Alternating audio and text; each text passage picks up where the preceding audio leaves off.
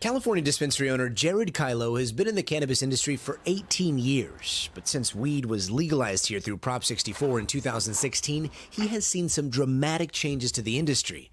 And he says it's becoming unsustainable. Unfortunately, California is the poster child for what not to do now. Kylo says steep taxes and regulations are driving up costs and decimating legal farmers and cannabis retailers. So in the last year, how much have you made in sales and how much have you turned in profit? In 2020, we did $11.4 million in retail sales.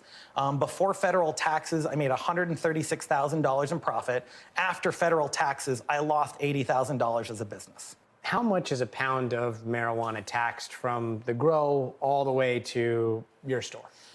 Right now, 50% of the price you see on our shelf is taxes.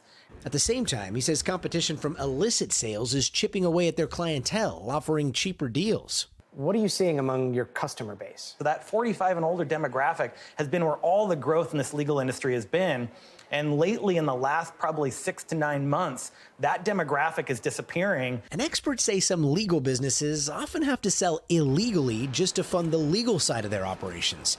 California Cannabis Industry Association Vice President Tiffany Devitt says it's the only way some of them can survive. There are companies that are basically playing both sides of the coin and are operating in the regulated market, but then also diverting some of their materials to the illicit market in order to fund their regulated operations. They are finding it real easy that the only way that they can find profitability and keep their businesses open is by jumping back into having 1 foot in the illegal industry and 1 foot in the legal one, because it's the only place they can kind of fund their own business. He also says the legalization of weed in other states has contributed to an oversupply here in California. So now there's even more of a pressure on pricing for even the illicit operators because they have to keep all that product in California because it's not being demanded anywhere else. Another alarming trend he's seeing. Now that there's no barriers to entry and that there's no deterrence when it comes to crime, the cartels are back.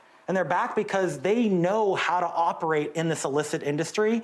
And so they've not only come back to like where they were pre-2018, they've come back stronger because they're growing more here. They're robbing stores and reselling the product back into the illicit market. But Kylo and Devitt both say a return to the war on drugs is not the answer. Instead, they're asking state officials to lower taxes so they can offer competitive pricing and lure customers back who have opted for cheaper, unregulated, illicit deals.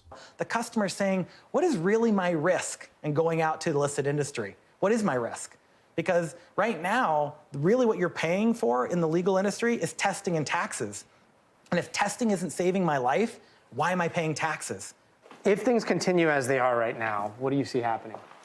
I see a mass hiatus of operators moving, out of the industry.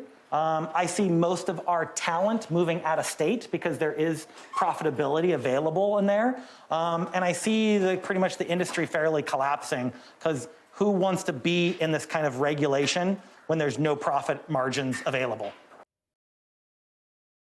Thanks for watching our YouTube channel. Follow today's top stories and breaking news by downloading the NBC News app.